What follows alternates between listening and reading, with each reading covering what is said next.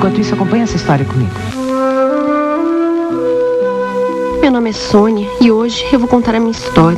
Eu tinha 35 anos quando conheci o José. E eu vi naquele homem a minha salvação. Eu achava que tinha ficado pra titia, como costumavam dizer por aí, pois todos na minha família já haviam se casado e eu fui ficando pra trás. Eu andava abalada com isso, cheguei a ter depressão, achava que havia alguma coisa errada comigo. Por sorte, eu conheci o José e o nosso namoro foi muito rápido, pois ele também tinha vontade de se casar. Eu achei isso ótimo, era muita sorte eu ter encontrado um homem como ele. Eu acho que todo o meu desespero me fazia crer que eu realmente estava apaixonada. E depois de apenas 6 meses de namoro, eu decidi aceitar o pedido dele, mesmo já conhecendo alguns defeitos desse homem. Eu achei que tudo se resolveria depois do casamento. Talvez esse tenha sido meu erro, achar que eu poderia mudar um homem.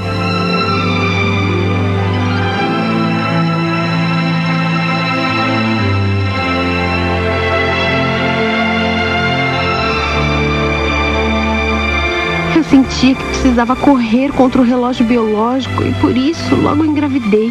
O meu sonho era ter um filho. O José trabalhava o dia inteiro e trazia trabalho para casa.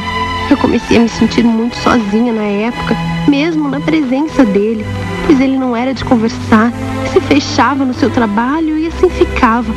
Eu chorava sozinha, mas disfarçava tudo, pois eu não queria que ele se irritasse.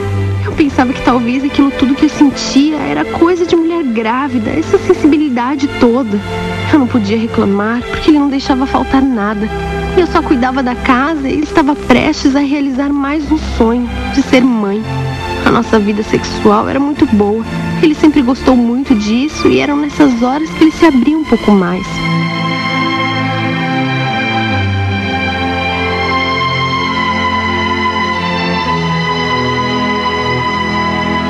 O meu primeiro filho foi um menino, a quem chamamos de Paulo.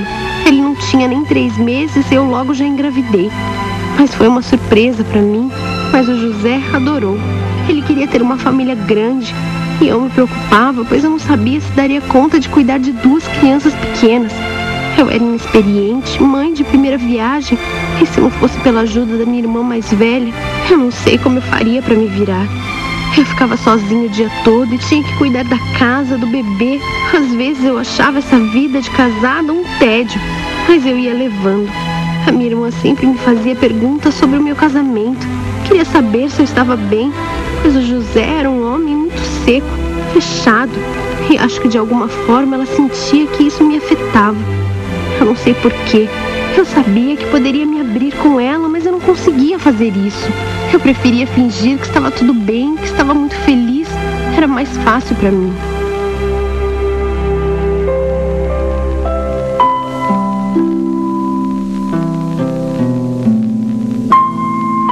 E assim o tempo passou. Eu tive mais um filho e eram ao todo 3 crianças. Uma escadinha, como se diz.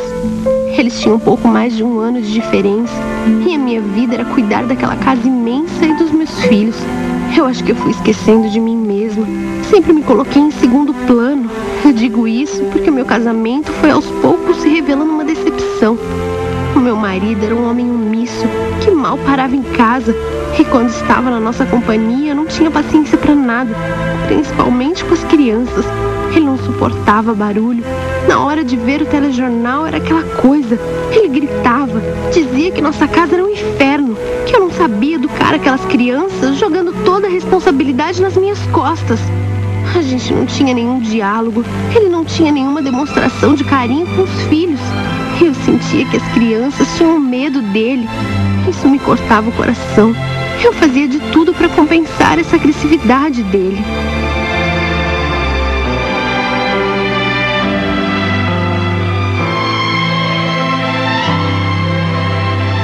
O pior não era isso, mas o fato de que por qualquer motivo ele me batia. A primeira vez que isso aconteceu, eu achei que fosse um episódio isolado. Achei que ele ia se arrepender, mas depois isso acabou se tornando uma rotina. Não precisava ter motivo, bastava uma malcriação dos meus filhos, alguma coisa que ele não tinha gostado e ele me chamava no quarto. Quando ele me batia, ele dizia que eu gostava de apanhar, pois eu nunca aprendia. Eu apanhava calada, pois eu sabia que se tentasse retrucar, ele me bateria mais. Isso aconteceu uma vez e eu me arrependi amargamente. Isso já havia se tornado um ritual silencioso. Ele nem me falava mais porque me batia. Eu achava que tinha que aguentar. E daquela revolta que eu senti quando isso começou, restou apenas um grande vazio. Depois que ele me batia, eu me sentia assim, como se tivesse arrancado todos os pensamentos de mim, vazia.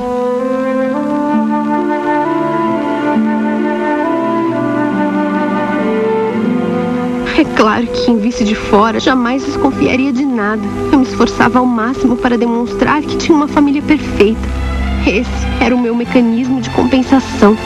Os meus filhos sempre estavam arrumados, a casa impecável e eu sempre sorridente, sempre gentil com todo mundo, principalmente com meu marido, que em público era outra pessoa, um homem atencioso, delicado, cuidadoso. Parecia até que a gente tinha feito um trato, mas isso acontecia naturalmente. Eu sabia que uma coisa importante para o José era ter uma família perfeita. E um pouco de toda essa minha atuação era por medo, pois eu sabia que quando as coisas não saíam como planejado, ele teria mais um motivo para me agredir. Era uma vida de aparências, mas eu não podia esperar que o pior ainda estava por vir.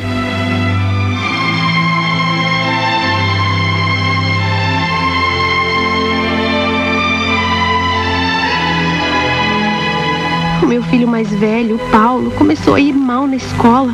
As professoras chegaram a me perguntar se havia algum problema em casa. E eu, obviamente, disse que não.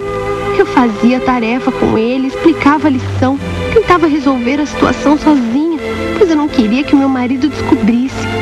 Quando isso aconteceu, ele ficou muito bravo e bateu no meu filho. Para o José, o menino agia assim por preguiça. Ele achava que todo mundo se curava na base do cinto. Na verdade, ele passou a exigir uma postura de adulto que era impossível para o Paulo, com apenas 8 anos de idade. Ele era muito rígido, controlava tudo, e isso se tornou um martírio, pois todo dia o menino apanhava. Quando ele não entendia alguma coisa, lá vinha tapa, sem contar as coisas horríveis que ele dizia, sempre chamando o menino de burro, de incapaz. Ele colocava a culpa em mim sobre o rendimento escolar do nosso filho. Dizia que o Paulo tinha puxado a mim, que era burro como eu. Eu sempre calada, sempre submissa, eu não conseguia reagir. Eu era muito boba, pois no fundo eu acreditava nas coisas que ele dizia. Eu me culpava, achava que se eu fizesse melhor, se eu me empenhasse mais, as coisas melhorariam. O José me batia sem dó e nem piedade, e eu ficava com marcas no corpo. Usava roupas de mangas compridas para esconder os hematomas. Ele dizia que eu me vestia como uma velha, que eu estava ficando cada dia mais feia e relaxada, e que eu me conformava com isso. Ele quase não me procurava mais, e eu, como sempre, com esse vazio.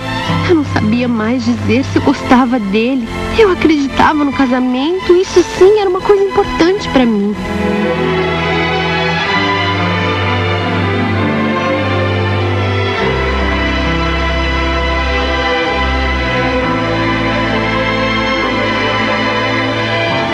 A autoestima estava lá embaixo, mas eu ainda encontrava forças para sorrir e fingir que tudo estava bem. Um dia, eu havia ido levar as minhas crianças na escola e estava voltando para casa quando encontrei com uma vizinha. A gente só se conhecia de oi, não tínhamos muita intimidade. Ficamos naquela conversa, meio sem assunto, até que ela me disse que precisava me contar uma coisa, mas não sabia como. Eu fiquei meio ressabiada, pois ela parecia saber de algo que eu não sabia.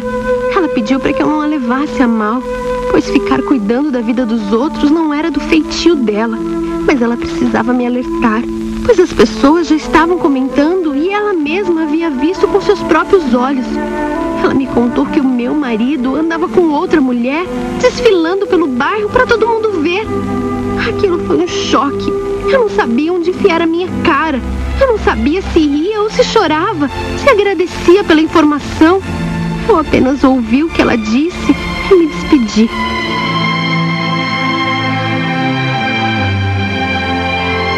Eu era muito idiota. Como eu não desconfiei de nada disso antes? O incrível era que o que mais me deixava chateada não era o fato dele estar saindo com outra. Eu sempre achei que não existia homem fiel. E isso, uma hora ou outra, ia acabar acontecendo. O que me deixou arrasada era saber isso pela boca de outra pessoa. Saber que ele andava por aí com outra mulher, para quem quisesse ver.